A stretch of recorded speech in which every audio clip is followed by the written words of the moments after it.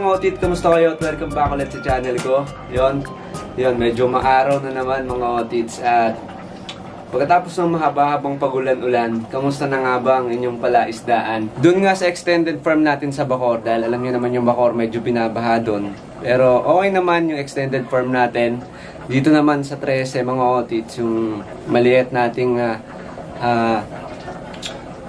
setup dito ng gapi, considered nga to as semi-outdoor. Pero okay naman. Pero yung mga isda nyo dyan mga otit, kamusta naman? Kamusta naman dyan? Nakakalungkot nga lang mga otits dahil meron nga mga lugar sa Pilipinas na medyo binahabaha. At yun, ingat lang tayo mga otits at lagi tayong magdadasal dyan. Yun, kwento nyo naman naging experience nyo mga otits. Kamusta naman? Kamusta naman yung mga gapi nyo ngayong nag-uulan-ulan? Ako mga otits, naglagay ako ng mga halaman. Tignan nyo, ang kakapal na mga hornwort. So naglagay ako ng mga halaman dyan mga otits. Yan o mga otits, tignan nyo, sobrang ganda nila tignan lalo kapag nasisikatan ng araw. Bali kung makikita nyo, lahat yan may hornwort mga otits. Mas maganda tignan pag nakatayo yung hornwort eh. Para sa akin kasi mga otits, sobrang ganda ng hornwort tignan. Yan, lalo kapag nakatayo siya. Yan, nasarap titig-titigan, parang nakakaroon tuloy ng Netflix sa palaisdaan. Yung tipong ano ka na lang mga otits, tipong nakatitig ka na lang buong maghapon. Hindi, char. Papagalitan tayo ni Commander niyan. Sa mga bagong viewers natin, mga otits, syempre may mga nagtatanong dyan, Lods, nabubuhay ba yung gapi mo? Kahit wala silang air pump, wala ring filter. So, paano gumagana yan? Paano gumagana yung sistema mo niyan? So, ginagawa ko nga dyan, mga otits. Ito para sa mga bagong viewers natin, kasi yung mga ibang marurunong dyan, alam na to. So, naglalagay tayo ng mga plants. So, yung mga plants na yan, mga otits, yan yung magfi-filter at magbibigay ng aeration. So, kung mapapansin nyo, yung mga plants dyan, nagpe-pearlings, yung parang may bula-bula. True photosynthesis yun, mga otits, kapag naaarawan tong halaman. Bali, hindi gagana yung photosynthesis, mga otits, wala kayong masyadong makikitang pearlings. At, kala nyo, porket may halaman kayo, na nakakapag-filter na ng water. Hindi yun lahat mangyayari mga otits kapag hindi yan nasisikatan ng araw. Kaya yung alaman nyo, gagana lang yung mga sinasabi ko kapag iyan ay naaarawan. So, kaya nga diba mga otits, yung mga nag-aquascape, naglalagay pa sila ng mga ilaw-ilaw. Kasi nga nasa indoor diba? Kasi hindi talaga gagana yan kapag walang araw at ang ating mga halaman. Bali ginawa ko mga otits, nung nag-uulan-ulan, yung tubig ko aking binabaan. Tapos ito, tignan nyo mga otits oh. Yung ilalim ng tank nila, wala kayong makikitang masyadong poops dyan. Pero dapat balanse pa rin mga otits. Hindi masyadong malinis, hindi masyadong madumi. Pangit naman kung may immune yung ating mga gapi sa ganon. Kapag masyadong malinis, pag masyadong maselan tayo sa gapi natin, napapansin nyo, mas lalo silang namamatay. Diba? Kasi once na may konting dumi lang, pag masyado tayo malinis, biglang hindi kinakaya ng gapi natin. Kasi sanay sila ng malinis eh. Pero pag yung gapi natin medyo immune sa mga madudumi, ayan, hindi natin masyadong binibaby, dyan mas tumatagal yung ating mga gapi. Dahil nga nag-uulan-ulan, linis lang tayo ng konti. Ayan, kung mapapansin nyo nga, meron pa ditong tae. Ayan, dapat nga lagi lang tayo dapat talagang balanse, no? Hindi madumi, hindi rin masyadong malinis. So, ayun mga otits, ayun yung mabibigay ko sa inyong tips. Yan, dyan ako kukuha kasi lalo kapag naulan-ulan, yung mga rated na yan, mga tirang pagkain dito sa ilalim ng tank, mga tae nilang nandyan na sobrang dami na mga otits. Tapos paggabi, syempre, yung mga gapi natin dyan maghihigaan. So, mabababad yung mga fin nila, lalo kapag yung mga, lalo yung gapi nyo pag deltang-delta, tapos ganito na yung buntot. Ayan, yung mahaba na yung buntot. Tapos, nag-uulan-ulan, kahit nga hindi nag-uulan-ulan eh. Basta may mga tirang pagkain dyan, tapos may mga sobrang daming tae, hindi nililinis, sobrang kapal na talaga ng tae dito sa ilalim ng tank. Tapos dyan higa paggabi, dyan nagsisimula yung fin rot. Ito isa pang tips mga otits. Kabaliktaran to ng binibigay ko lagi sa inyong tips kapag maaraw yung panahon. Kapag malamig ang panahon, mahina yung kanilang metabolismo. So, mababagalan matunaw yung pagkain nila. Kaya huwag tayo magpapakain ng sobra-sobra. Yan, di ba sabi ko sa inyo mga otits, 6 to 7 times tayong magpapakain ng mga isda natin para mabilis silang lumaki.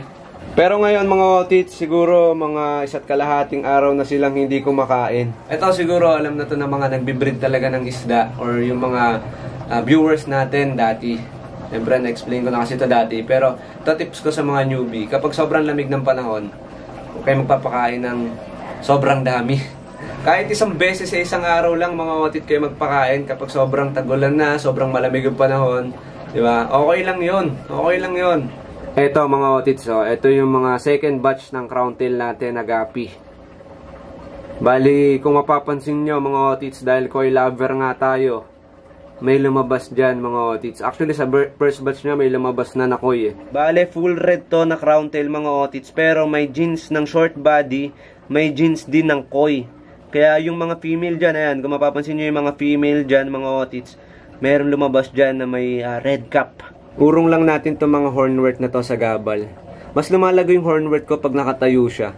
Tapos kasi mga otits, yung poops ng isda dyan, kala nyo malinis siya. Tingnan nyo ayan yung poops ng isda. Doon nila, minsan nagpapagpag yung mga yun, ayun tingnan nyo yung poops. Ayun nandun siya dun sa may tubo. Minsan doon nila, alam nyo yung mga isda kasi mga otits, marunong din yan Minsan napapansin nyo sa tank nila, nakagilid lang yung mga poops niyan, parang ayaw din nila higaan. Mga juicy din, di ba? Ngayon mapapansin nyo yun, lalo sa mga angelfish, flowerhorn, mga guppies yan, marunong yan, maggilid-gilid. Yung mga isda naman yan, marunong yan lahat. Pero, yun yan, syempre, yun yung mga mas nakikita nyo ginigilid talaga nila yung mga poops nila. Ayaw nilang mahigaan. So, kukuha tayo dito ng crown tail natin na gapi. Kung mapapansin nyo yung mga crown tail natin na gapi dito sa top view, ayan, magaganda pa rin yung pangangatawan nila. Hindi ganun na parang namayat kahit 1.5 araw na yung hindi kumakain. Bali, ngayon lang ako magpapakain. Ngayong medyo umaraw-araw na. Ayan, pagkatapos ng video natin, magpapakain na tayo. Ito, ayan ang ating koi na female. Tapos itong lalaki na to, koi din to Ito, tingnan nyo, may red cap yan. May red cap siya doon, ayun Ayan, may red cap yan mga otits sa kanyang ulo. Bali, 3 ata yung koi natin dito na female na lumabas. Napanood nyo yung last video mga otits natin dun sa extended farm sa Bacoor. Yun, marami tayo ngayon na mga magagandang gapi at mga imported gapi ulit na binibreed doon. So, nandun yung, ilalagay ko yung link doon sa dulo ng video na to para makita nyo rin. Pero bala ko dito sa 13, ito na lang paramihin ko. So, ayan doon, may 1, 2, tapos yung lalaking may red cap, ayun. Ayun.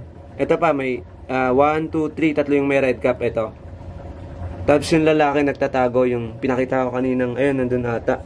Yung may red cap. Biglang pagulan-ulan na yan mga otits. Okay naman yan sa mga gapi natin. Kasi kaya naman nila makahanap dyan. Kaya nila yan. Huwag lang talaga yung sobrang init katulad nung nakaraan. Tapos, nabababad sila. Siyempre maluluto talaga yan. Hindi na nila yung kaya. Tapos, yung mga gantong umulan lang ng mga ilang araw lang. Okay lang yon pag umulan ng mga ilang araw lang. Huwag lang talaga kunyari mga 1 week na tuloy-tuloy or 2 weeks tuloy-tuloy na umulan. Diyan na sila na-stress niyan. Diyan na nagsisimula magkasakit dahil yung stress, isa yan sa pinanggagalingan ng matinding sakit ng mga gapi natin. At kapag gantong tagulan, ito meron tayong pinapatak dyan, vitamins and calcium para hindi sila, para ma-prevent na yung mga sakit na yan. So, ito, nakapangalan to kasi dun sa Shopee natin, for crayfish, talisay and banana extract with vitamins and calcium. So ito mga otits, sarili kong formula to na ginagamit ko talaga. At ito, pwede to sa discus, ayan beta, ayan, kahit maglagay ako ng ganyan, okay lang yan, ayan ayan. Sa discus beta, okay yan mga otits, tetra, corridora, angelfish, marami tong gamit, marami to. Sa gapi, molly, pwede to. Kaya lang, nakaputo ko ng crayfish. Pinangalan ko siya sa Shopee crayfish. So, marami nagtatanong kasi sa akin kung pwede to. Pwede to mga otis. Ginagamit ko talaga to.